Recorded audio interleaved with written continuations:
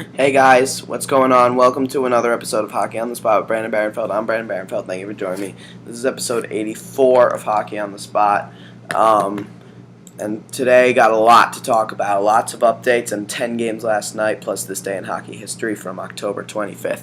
So let's get to it. I want to get through this as fast as possible. Starting with an update on the Nashville Predators, as they have called up big goaltender Magnus Hellberg from the Milwaukee Admirals, as Pekka Rinne will miss the next 4 weeks with a hip injury. This is a big loss for the Preds. So hopefully Hellberg could come in and be a factor. He was the 38th overall selection in the 2011 NHL entry draft, one pick ahead of the next great American goaltender, John Gibson.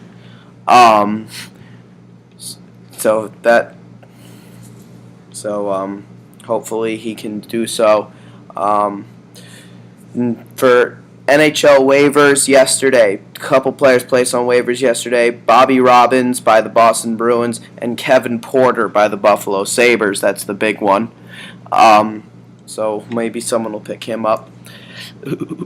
Dallas Stars defenseman Alex Goligoski was a healthy scratch in last night's game against the Calgary Flames. He has a miserable 0 points in 8 games and is a -10. He was replaced by defenseman Kevin Connauton, who made his NHL debut last night. We'll talk more about that. Buffalo Sabres left winger John Scott got very emotional about his hit on Bruins forward Louis Eriksson, and this is what he had to say. It happened pretty fast. I just thought I was completing a check, but obviously I hit his head. It wasn't exactly what I was aiming for. I didn't want to do that. It's just a bad play. Unfortunate it happened. There was 14 minutes left in the game. If you watch my shifts, our line was doing pretty well. We had zone time. We were playing pretty well. So to say he sends me out there just to hurt somebody is just asinine. It's just completely false and not what happens at all. I'm a hockey player. I go out there and I play my game. I'm physical. I hit. That's my role. I'm not going to score a million goals. I get frustrated. I get frustrated when people say I'm a goon and this and that. I have a role. I do it. I go out and I'm physical. It's unfortunate what happened last night, but to say that Ron sent me out there to do anything with any malcontent or anything is just completely false. I honest to God didn't realize it was that bad of a hit because I was in the box. I was asking the ref, was it a head hit? I didn't set out to do that. I knew something was going to happen, but I didn't realize what happened. So there you have it. John Scott very offended about some people saying bad things about him. Whoop-de-doo. Still cheap play and still something you're going to get heat for, pal. Anyway, moving on. The Toronto Maple Leafs have announced that defenseman Morgan Rielly will stick with the team for the remainder of the season, which is great news because he has turned out to be a very good player for them. NHL Commissioner Gary Bettman has declined Buffalo Sabres forward Patrick Kaleta's appeal on his 10-game suspension, stating Kaleta has demonstrated a total disregard for the safety of other players. Kaleta now has 7 days to decide if he wants to appeal a neutral arbitrator. Okay, that is very interesting. So Patrick Kaleta, the 10-game suspension stands.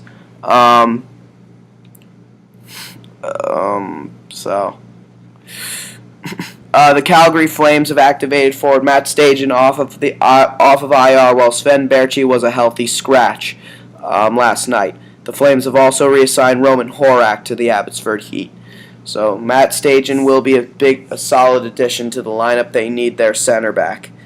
Penguins defenseman Chris Letang may be ready to return to the lineup tonight against the New York Islanders, which is good news for the Pittsburgh Penguins. New York Rangers forward Matt Zuccarello was a healthy scratch last night against the Philadelphia Flyers. We'll talk more about that. Anaheim Ducks forward Saku Koivu visited the Montreal Canadiens for what could have been the last time last night at the Bell Center. Saku was a captain for 10 years and the face of the franchise. He battled cancer and made a spectacular comeback on April 9th, 2002. He was always one of my favorite players in the NHL since before he came to Anaheim, went to Anaheim. So I love Saku Koivu, and I don't think I know any fan in the world who doesn't. Boston Bruins forward Louis Eriksson flew back to Boston yesterday, has been diagnosed with a concussion, and is out indefinitely. This is a big loss for the Boston Bruins to lose a solid star player. Um, Thomas Hertl, of course, now leads all rookies in the league in goals and points. Mark Arcobello leads in assists, and Hampus Lindholm leads in plus minus. So the big question now is who will win the Calder Trophy. Obviously, it's too early to say. It is way too early to say. Um, so, in the going back to the Flyers Rangers game last night, Flyers forward Max Talbot was boarded by New York Rangers forward Benoit Pouliot. The question now is, was it intentional? That will be for player safety to decide. Bad news for Carolina Hurricanes as goaltender Cam Ward left last night's game with a lower body injury and will be out for 3 to 4 weeks. With backup Anton Khudobin already injured, the Canes goalies are now Justin Peters and Mike Murphy.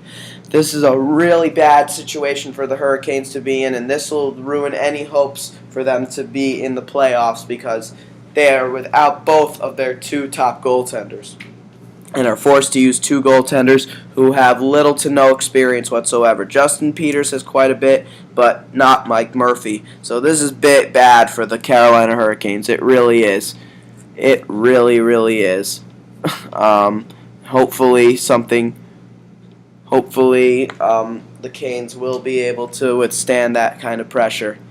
And that is it for all the updates. Now let us get to the games at long last. Starting with the San Jose Sharks and the Boston Bruins in Boston. Freddie Hamilton called up by the San Jose Sharks, and it was a battle of the Hamilton brothers. Freddie is the older brother. Dougie is the younger brother. Dougie, of course, a first-round pick from a couple of years ago, and it is Dougie who comes out on top. The Boston Bruins handing the San Jose Sharks their first regulation loss of the season by a final score of 2-1. After no scoring in the second period, with just over 2 minutes to go in the second period, Jerome Iginla at long last gets that long-awaited first goal in a Boston Bruins sweater. That goal assisted by David Krejci and Dennis Seidenberg. And then the Sharks would tie the game just 18 seconds into the third. And then in the third period, with .8 seconds remaining in the game, just as the game was about to go to overtime, David Krejci tips in a shot from the point by defenseman Adam McQuaid. .8 seconds remaining in the game, the Sharks let up a goal to David Krejci, assisted by Adam McQuaid and Milan Lucic. Really embarrassing way to suffer your first regulation loss of the year. Tuukka Rask was really the star of the game as the Sharks did dominate the game overall. 38 saves on 39 shots for Tuukka Rask, a .974 save percentage. My God, Tuukka Rask has just had a fine season this year.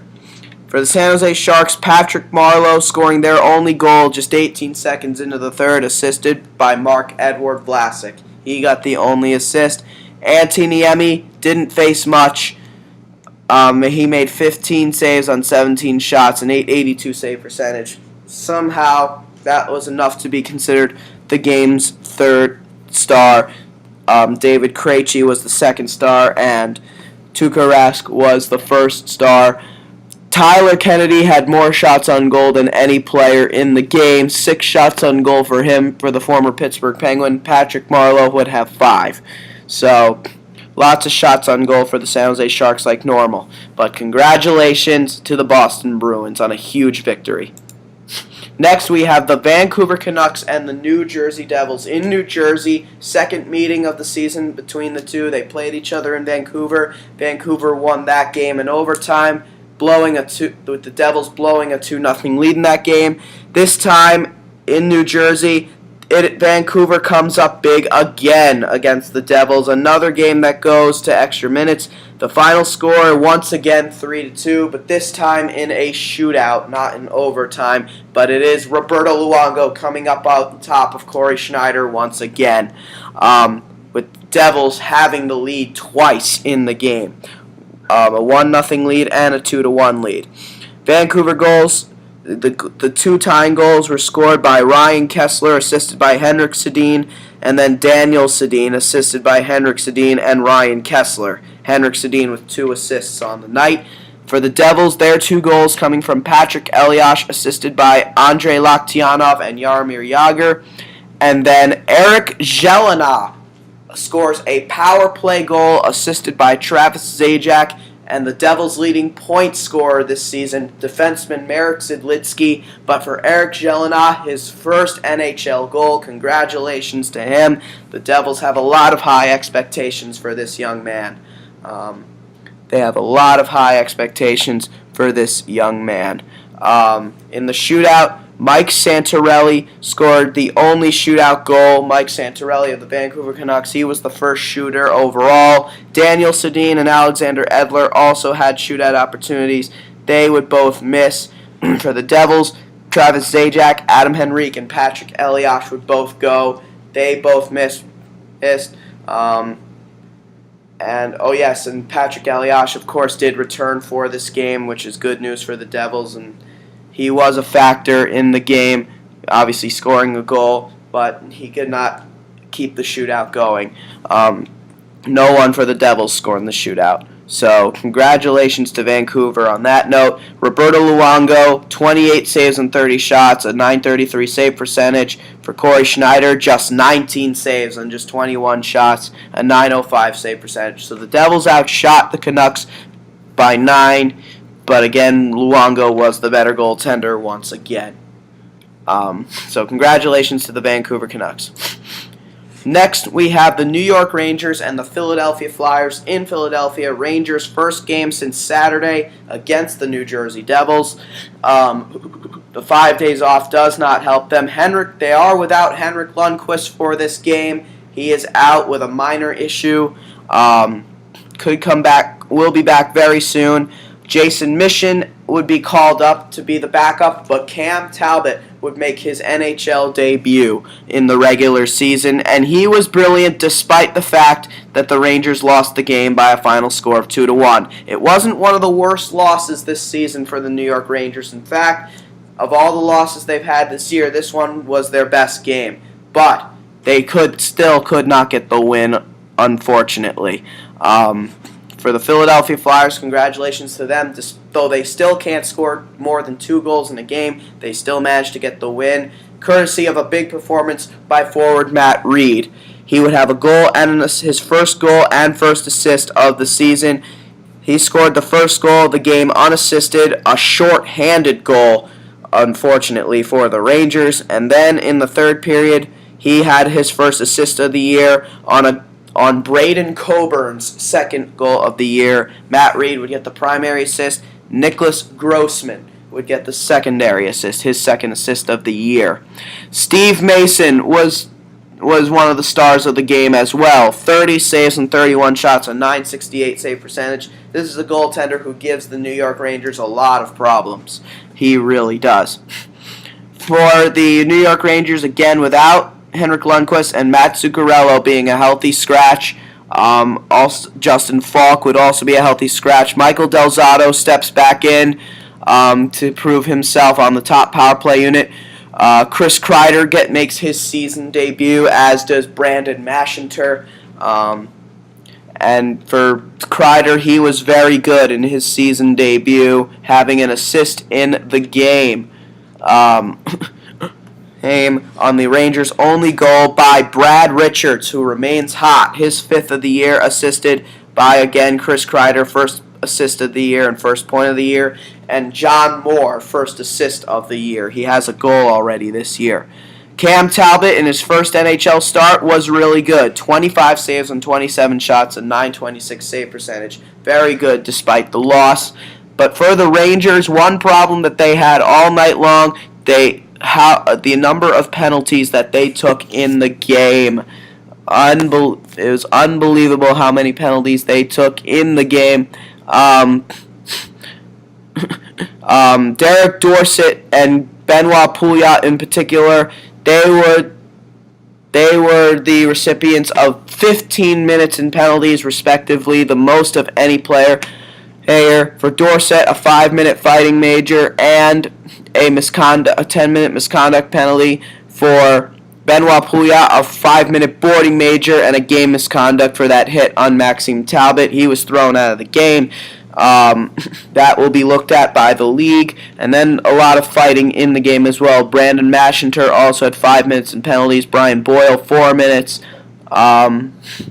Wayne Simmons and Zach Ronaldo both had 5 minutes in penalties for the Flyers. So for the Rangers, though the Flyers being considered the Broad Street Bullies, it is the Rangers that were the bullies last night. So congratulations to the Philadelphia Flyers on a much-deserved win. Next, we have the Anaheim Ducks and the Montreal Canadiens in Montreal. Saku Koivu returns to the Bell Center for what could be the final time in his career. The Ducks' first of 2 meetings against the Habs. Their second meeting will be at the Honda Center, of course. But for Koivu, a standing ovation and the third star of the game, despite only 1 shot and 2 hits, and that's nothing else. But for the Ducks, looking to erase a dismal 4-2 loss to the Leafs, could not. They end up having an even worse performance against the Habs. 4-1, the final score. The Montreal Canadiens defeating the Anaheim Ducks in regulation for the first time since the lockout. The Ducks had just been very successful against the most historic team in the National Hockey League, but not last night. 4-1 final score by the Habs. Montreal goals scored by Michael Bournival, assisted by Nathan Beaulieu and Josh Georges. For Nathan Beaulieu, that's his first point of the season, 3rd NHL point in the NHL. Then Thomas Plekanec would get up on the board, assisted by Michael Bournival. Michael Bournival, just a tremendous performance. Then Brian Gionta would add a power play goal, assisted by Thomas Plekanec and Alex Galchenyuk.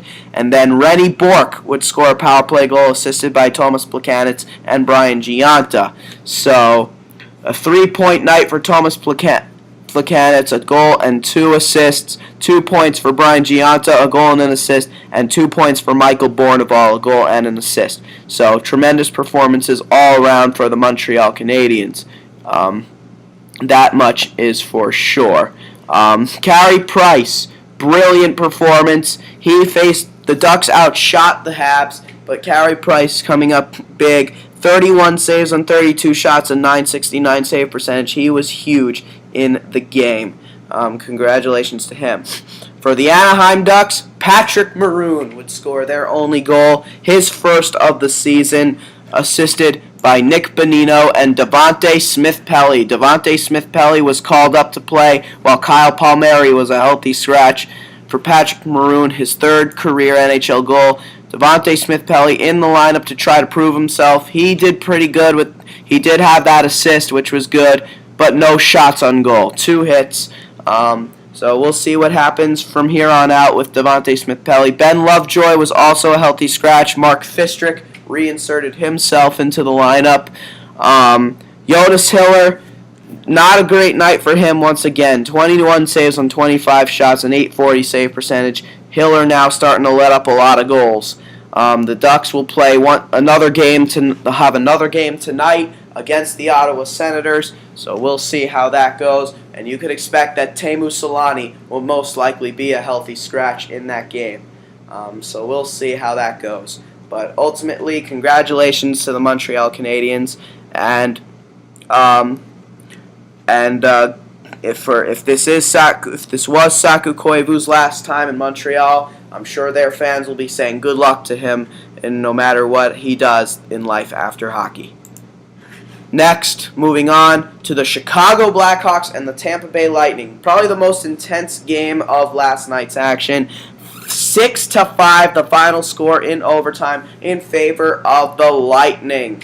Nikolai Habibulin would get the start in net for the Hawks. He is a former member of the Lightning. But again, the Lightning coming up big. The Hawks never led in the Hawks only led once in the game. The Lightning were good in maintaining the lead, despite the Hawks totally outshooting the Lightning in the game. They just got really bad goaltending from Nikolai Habibulin. For the Lightning, their goals scored by Matt Carl, his first of the year on the power play, assisted by Valtteri Filppula and Richard Panik. Then Nate Thompson would score a short-handed goal, his first of the year, assisted by B.J. Crombeen and Andre Suster. For B.J. Crombeen, his first point of the season. Then after the Hawks tied it up, Steven Stamkos would get his sixth of the year, assisted by Victor Hedman. Then after the Hawks took the lead, Victor Hedman would get his first of the year, assisted by Martin St. Louis and Steven Stamkos. Then Steven Stamkos would get his second of the game on the power play, seventh of the year, assisted by Valtteri Filppula. And then in overtime, Martin St. Louis would get his fifth of the year, assisted by Steven Stamkos and Radko Gudas. The captain coming up with the OT winner, as a captain should. Ben Bishop, despite letting up 5 goals, you gotta say he was pretty solid considering how many shots he faced. 38 saves on 43 shots, and 884 save percentage. Not a night about goaltending overall, but still. Gotta think.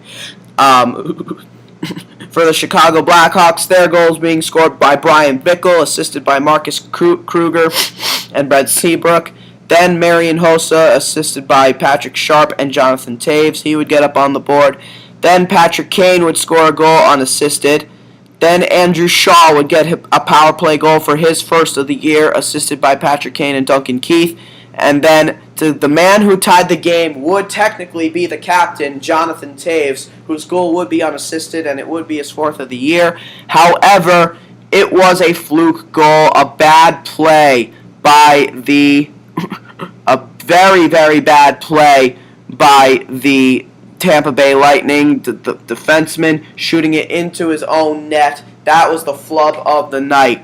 Marty St. Louis would be the number 1 star of the game, despite the fact that Steven Stamkos had a 4-point night, 2 goals and 2 assists for him. Why Stamkos wasn't the number 1 star, who knows? But Patrick Kane was the 3rd star of the game, a goal and an assist and 7 shots. St. Louis also had a goal and an assist. But a couple multi-point performances. Jonathan Taves as well, a goal and an assist. 2 assists for Valtteri Filppula. Victor Hedman, a goal and an assist. So a lot of multi-point performances from many players. Nikolai Habibulin, again, he got the start in net. And he was not good at all against his former team. 19 saves on 25 shots, a 760 save percentage. And that's it. Just 19 saves. That is a terrible performance. So congratulations to the Tampa Bay Lightning on beating the Stanley Cup champions on home ice. Next, we have the Winnipeg Jets and the Nashville Predators in Nashville. The Preds coming up big with a 3-2 win in overtime. Nashville goals being scored by Shea Weber on the power play, his 3rd of the year, assisted by David Legwand and Philip Forsberg. Then Patrick Hornquist would get up on the board, assisted by Mike Fisher and Seth Jones. And then Craig Smith would score the overtime winner, his 2nd of the year, with just 17 seconds remaining in overtime, assisted by David Legwand. Good performance by David Legwand. Multi-point performance for him, 2 assists in the game. Carter Hutton would get the start in goal, and he was very good. 34 saves on 36 shots, a 944 save percentage. Very good performance for him. For the Winnipeg Jets, their goals being scored by Anthony Peluso, his first NHL goal. Congratulations to him, assisted by Olli Jokinen and Michael Frolik, the 2 former Florida Panthers. And then Blake Wheeler would get the other goal, assisted by Zach Bogosian and Andrew Ladd. But Anthony Peluso getting his first NHL goal. Congratulations to the former 6th round, 160th overall pick by the St. Louis Blues from the 2007 NHL entry draft. A guy who they expect will be a key bottom 6 forward for them in the future. Andrei Pavlik, again was solid but not good enough to get the win. 30 saves and 33 shots and 909 save percentage. So congratulations to the Nashville Predators. Next, we have the Carolina Hurricanes and the Minnesota Wild in Minnesota. A very unfortunate turn of events for the Carolina Hurricanes. Not only do they lose the game by a final score of 3-1, but they lose their starting goaltender to injury, Cam Ward. He is out, and so is Anton Khudobin. So Mike Murphy called up, but Justin Peters had to take over. For the Minnesota Wild, their goals coming from Nino Niederreiter, his second of the year, on the power play, assisted by Michael Granlund and Matthew Dumba. For Matthew Dumba, his first NHL assist. So good, congratulations to him. Then Zach Parise would get up on the board, assisted by Jared Spurgeon and Ryan Suter. And then Danny Heatley would score a power play empty net goal for his first of the year at long last, assisted by Matt Cook. And Nate Prosser, his first assist of the season. He only has one NHL goal in his career.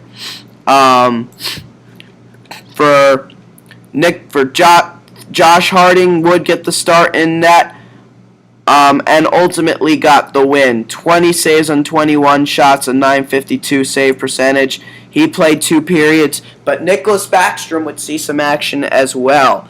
I believe he played the 3rd period, and he made... Actually, I take that back. Nicholas Backstrom actually played the 1st period. He started the game, and he made 7 saves on 7 shots. Josh Harding would come in to play the next 2 periods. I guess Backstrom was feeling some discomfort in the game, and he was good too. 20 saves on 21 shots, a .952 save percentage. For the Carolina Hurricanes, their only goal coming on the power play, Alexander Semin would get his 3rd of the year, assisted by Eric Stahl and Andre Sekera. Again, Cam Ward would start the game, making 5 saves on 5 shots before getting injured just 4 minutes and 7 seconds into the game. Justin Peters took over and did not help the cause. 19 saves on 21 shots, a .905 save percentage. So, congrats to the Minnesota Wild on the win, but hope and pray to God for the Carolina Hurricanes that they can get their goaltenders back real soon. Next, we have the Calgary Flames and the Dallas Stars in Dallas. Big win for the Stars by a final score of 5-1. For the Dallas Stars, their goals coming from, they got a 2-goal performance by both Alex Chiasson and Jamie Benn. Alex Chiasson's first goal being assisted by Ray Whitney and Cody Eakin, his second being assisted by Ray Whitney. Then Jamie Benn would get his first, assisted by Rich Peverley and Kari Lehtinen. Kari Lehtinen played in the game last night. He gets an assist on the play, his first of the year, a goaltender getting involved. Then Brendan Dillon would get his 3rd of the year, assisted by Sean Horkoff. Then Jamie Benn would get his 2nd of the game, assisted by Alex Chiasson. 2 goals and an assist for Alex Chiasson, 5 shots on goal, 2 goals for Jamie Benn, 7 shots on goal. Brilliant performance all around by the Dallas Stars.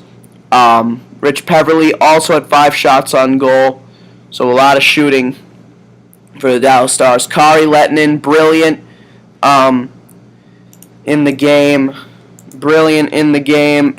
His first start since October 11th, so he was back. That's good news for the Stars. 28 saves and 29 shots, a .966 save percentage. Again, Alex Goligoski was a healthy scratch in the game.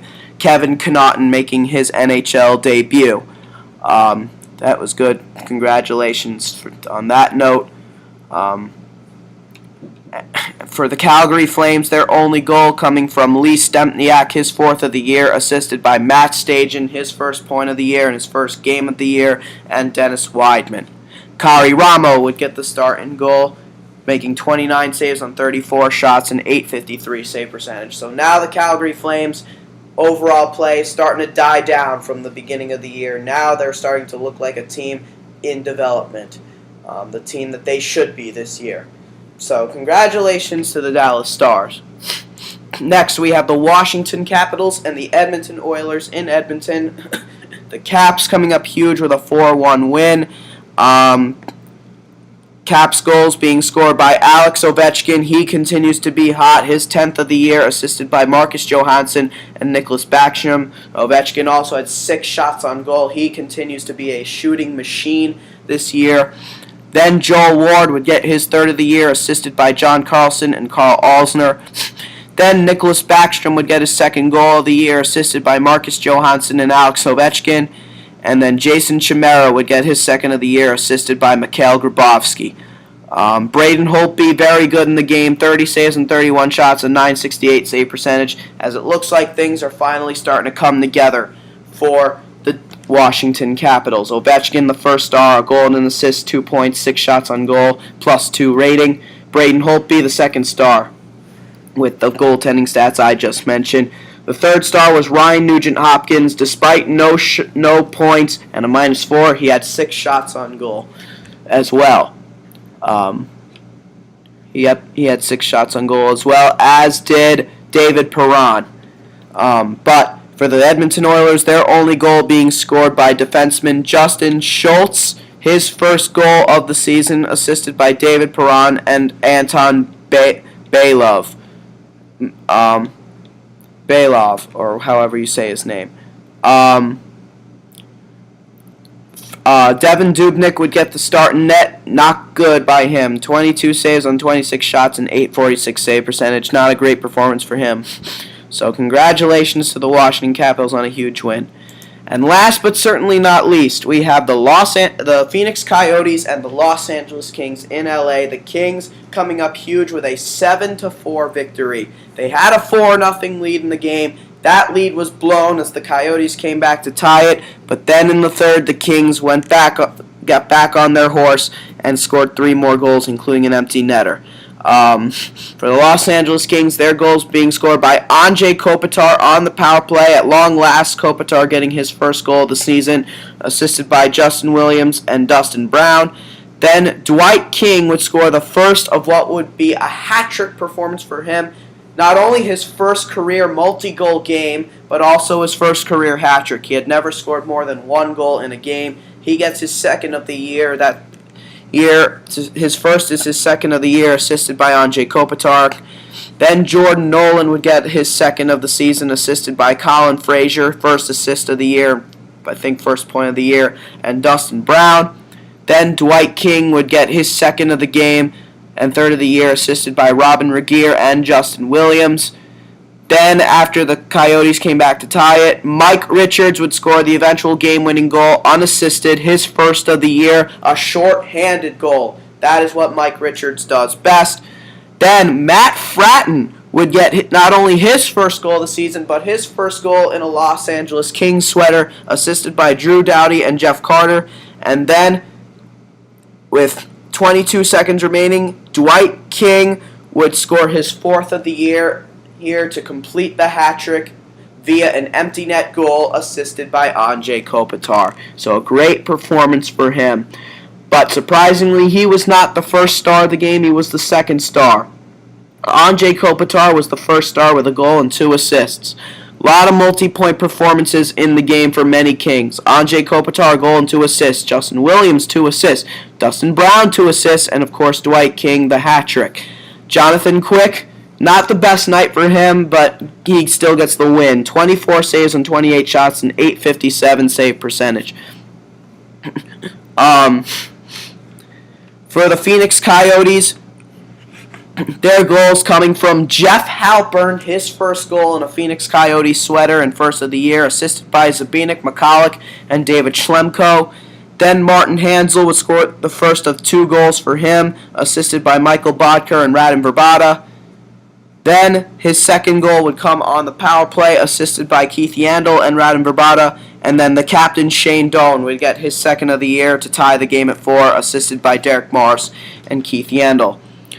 So Keith Yandle with 2 assists, Martin Hanzal with 2 goals, Radim Vrbata with 2 assists. So more multi-point performances.